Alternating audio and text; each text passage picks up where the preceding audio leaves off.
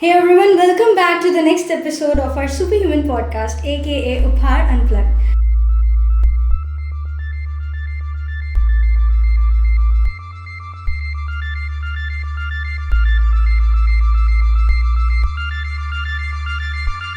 उपहार अनप्लग। आज हमारे साथ हैं the founder of an NGO called project Surat, mister Aakash Bansal. Thank you so much mister Aakash for being with us. हमारे साथ जुड़ने के लिए team Upahar is grateful to have you. So mister Aakash, what was your inspiration? ऐसा क्या आपने देखा या सुना जिससे आपको इंस्पिरेशन मिली to start project Surat? Project Surat basically एक सेल्फिश मूव था। मुझे मेरी हवा पानी साफ चाहिए थी। Right. I think it is not too much to ask. या तो एक दिन मैं मूवी से वापस आ रहा था। पहले तो लॉकडाउन नहीं था, तो 2-2 बजे तक हम लोग वापस आते थे मूवी देख के। राइट। तो एक रात जब आया तब बहुत ज़्यादा स्मॉग था। राइट। एंड काफ़ी लोग स्मॉग को समझते हैं वो फॉग है, बट स्मॉग अल्टीमेटली अपनी लंग्स को हार्म करता है। राइट।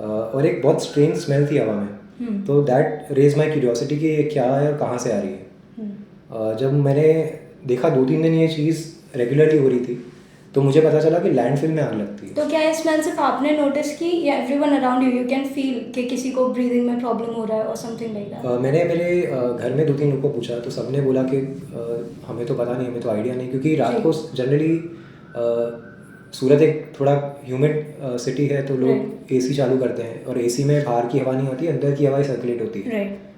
तो जनरली आती नहीं है। पर आप ऐसे किसी आदमी को पूछोगे, इंसान को पूछोगे जिसका विंडो खोल के सोता है, उन सबको स्मेल आती है।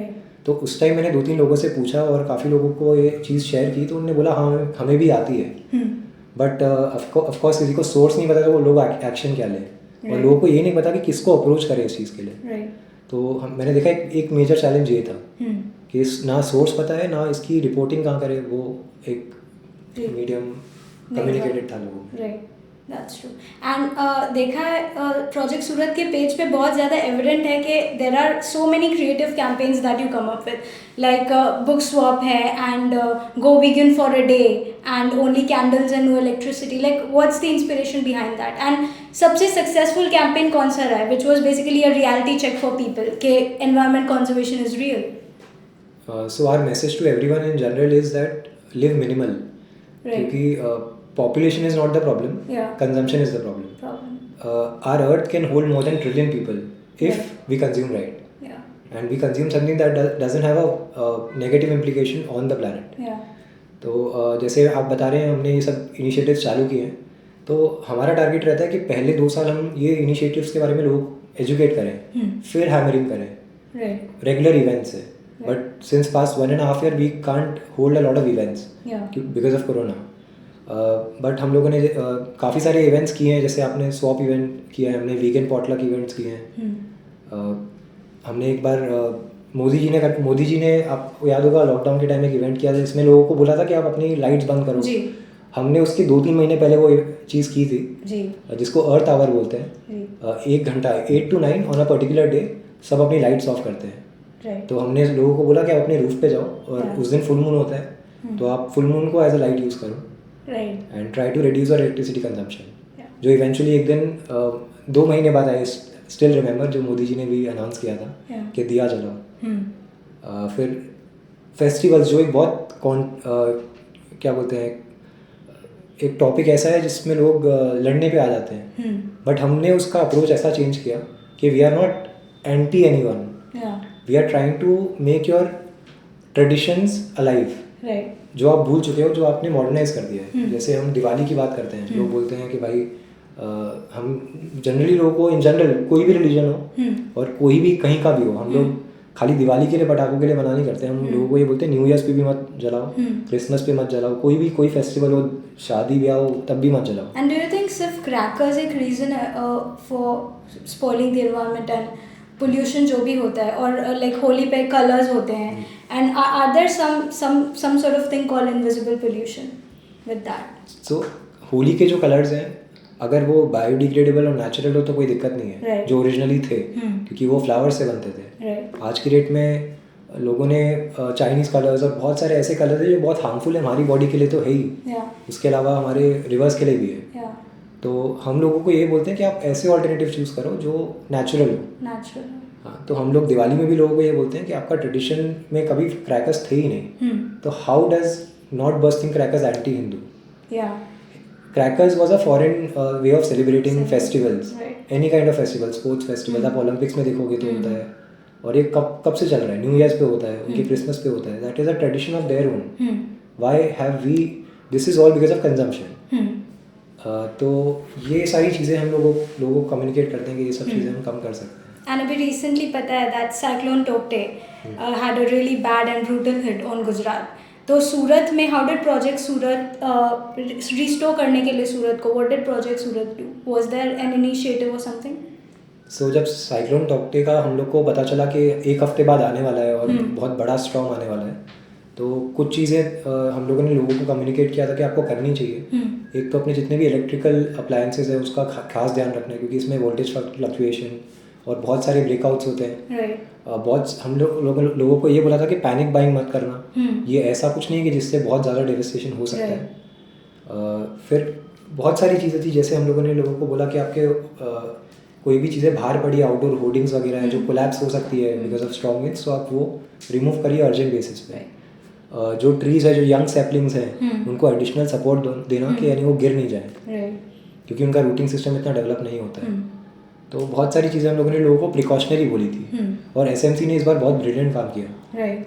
I think Orissa is one of the states जिनने बहुत सारे साइक्लोन्स देखे हैं. तो उनकी जो ये टीम है, emergency team, they are very strong. और काफ़ी सारी चीज़ें एसएमसी ने अडॉप्ट किया उनके नॉलेज से भी. तो काफ़ी सारी चीज़ें एसएमसी ने कर दी थी ऑलरेडी. पर हमने देखा कि बहुत सारे पेड़ गिर गए, लोगों के घर के ऊपर छोटे कच्चे मकान होते हैं, उनके कच्चे मकान गिर गए. तो हम लोगों ने मोर देन 600 ट्रीज़ को रीसपोर्ट किया. काफ़ी सारे ट्रीज़ लटक गए थे, झुक गए थे, तो उनको हम लोगों ने वापस खड़ा किया. तो ये कैंपेन 8 दिन चला. 8 दिन में हम लोगों ने काफ़ी 600 से प्लस बड़े पेड़ और छोटे पेड़ को हमने ठीक किया. Okay, so now I think it's time to discuss the elephant in the room, which is the Surat Watch community. Because सूरत में जितने भी लोग हैं, they've been constantly reposting stories about कहीं पे fires है, कहीं पे they've seen oil spills, कहीं पे landfills हो रहा है and everything. So how did that start? And what is exactly Surat Watch community? Okay, so when we started Project Surat, we used to get multiple complaints from people from different areas. Right. अब सूरत एक छोटा शहर तो है नहीं, तो हर area में हमारी पहुँच, हमारे कोई फंडिंग तो आती नहीं है. हम लोग एक सेल्फ रन ऑर्गेनाइजेशन है, हमें एक एनजीओ भी नहीं है. हमें कम्युनिटी है. तो हम चाहते थे कि और लोग जुड़े. तो हम लोग रेगुलर क्लीनअप इवेंट्स रखते हैं, जिससे और लोग हर हफ्ते जुड़ते हैं हमारे साथ. एंड रफली can you tell us about estimatedly अभी तक कितने क्लीनअप कैंपेन्स हो चुके हैं, क्लीनअप ड्राइव्स? लास्ट हमने 2 साल पहले प्रोजेक्ट सूरत चालू किया था.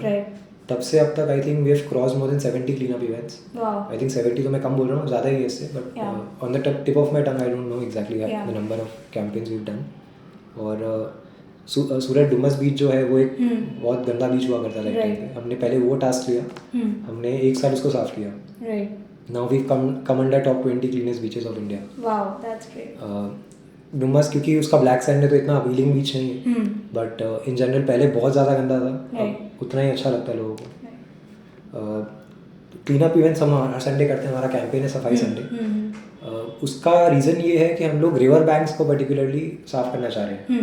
क्योंकि डुमस पे हमने जब सफाई इतनी की, उसके बाद हमें पता चला कि लोग यहाँ पे नहीं फेंकते हैं, लोग रिवर्स में फेंकते हैं. और रिवर्स में अगर आप नेचुरल वेस्ट फेंकोगे तो कोई दिक्कत नहीं है, क्योंकि पूजा ऑफरिंग्स है, दैट इज़ फाइन. पर उसके साथ जो आप प्लास्टिक फेंकते हो वो किसी के काम नहीं आता. वो फिशेज और एक्वेटिक लाइफ को हैम्पर करता है, और अल्टीमेटली वो बीच पे वॉशअप होता है. तो वो अपीलिंग नहीं लगता है. और Surat is becoming a global city now. We are one of the fastest developing cities. We are expecting a lot of foreigners to come to our city. So we don't want people to visit and see a dirty city. तो ये change करना हमने अपना task बनाया पहले. और सूरत watch community के बारे में अगर मैं आपको बताऊं तो हम लोगों ने 26 टीम में सूरत में 26 टीम बनाई है 26 एरियाज़ में. हर टीम में एक कोऑर्डिनेटर है, उनके नीचे एक सबऑर्डिनेट्स है. And how many members does project Surat have today? Today, Surat Watch community has 850 members, and Project Surat is a community of more than 2,000 people. Right, that's great. And these are all residents. There are no powers here. There is no founder. There is no one with a more power. Everyone's equal. Everyone is contributing, so everyone is a member. Surat watch community में 850 लोगों का क्या role है? Different areas, different teams, different positions. Someone is a coordinator, someone is a watch bat. Watch bat का काम क्या है? वो अपने एरिया को देखता है. There are watch towers. जैसे हमारे टावर्स होते हैं जो सब पे नज़र रखते हैं. तो ऐसे अलग अलग डेजिग्नेशंस हैं. कोई भी चीज़ तरीके की प्रॉब्लम दिखता है, जैसे वेस्ट डंपिंग हो रहा है, वेस्ट बर्निंग हो रहा है, कहीं लोगों ने गलत पार्क किया जिसकी वजह से ट्रैफिक न्यूसेंस हो रहा है, ट्रैफिक से भी बहुत पोल्यूशन होता है. तो ये सब चीज़ें हम लोग नोट करते हैं with date, time and address. और हम लोग अथॉरिटी को रिपोर्ट करते हैं. फॉर एग्जांपल वो एसएमसी के परव्यू में आता है तो हम एसएमसी को रिपोर्ट करते हैं. जीपीसीबी यानी गुजरात पोल्यूशन बोर्ड के परव्यू में आता है तो उनको रिपोर्ट करते हैं. And we take constant feedbacks from them कि उस चीज़ का क्या हुआ. तो ये हमारा बेसिक टारगेट था. इससे हमने देखा सूरत में 70% वेस्ट फायर का इंसिडेंट कम हो गया. We have more than 2500 videos recorded with time, date and place. और हमने इसमें रेगुलर वेस्ट बर्निंग स्पॉट्स को नोट किया. और वहाँ पे विजिलेंस ज़्यादा रखा. और वहाँ पे लोगों को पकड़ा भी हम लोगों ने. और वहाँ पे फायर बर्निंग बंद भी हुई है. Right, that's amazing. And I read something really interesting called hyper-consumerism, which was one of the first highlights जो Project सूरत के पेज पे. Tell us something about that. Okay. तो इंडिया 1990s तक इनफैक्ट एक सेविंग्स इकोनॉमी था. क्योंकि capitalism अभी तक इंडिया में आया नहीं था.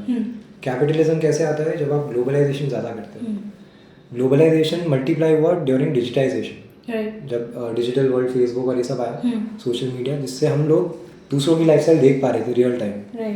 एक होता है आप यूएस में जाके सेटल हो रहे हो, आप उनकी लाइफस्टाइल अडैप्ट करते हैं. एक होता है बाहर वर्चुअली उनकी लाइफ देख रहे हो और आपको वो लाइफ चाहिए. तो we have lost our root somewhere. Our roots were never about consuming more. We were always about consuming as much as is required. You can talk to your grandparents and know more about it. South India में वो चीज़ आज भी practice होती है.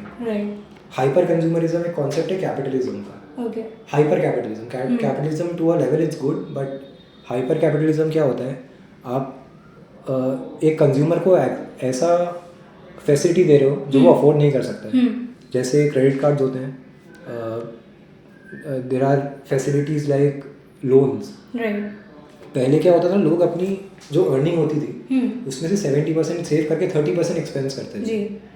आज क्या हो रहा है? आपके पास पैसा आया भी नहीं है, आपने उससे ज़्यादा पैसा लोन ले लिया है कि आपके पास शायद वो पैसा आएगा और वो आप रीपे करोगे. वो शायद capitalism is trying to promote impulsive buying. You know, जितना परचेजिंग कैपेसिटी नहीं है उससे ज़्यादा कुछ करना है. That is how. और एक होता था पहले आप एफर्ट्स लगा के बाहर जाके खरीदते थे चीज़ें. अभी आपके हाथ में है market place. So it's become very easy. So now it is easy to buy, and it is affordable to buy. You think it's affordable, but it's not. It's not. आप बैंक डेट में ही जाते हैं. So this entire concept is ruining the entire rational behavior of a consumer, particularly Indians. जो 70% saving economy थी, आज की date में वो डेट इकोनॉमी हो रही है. So if we save 2/3 of our planet, we save ourselves.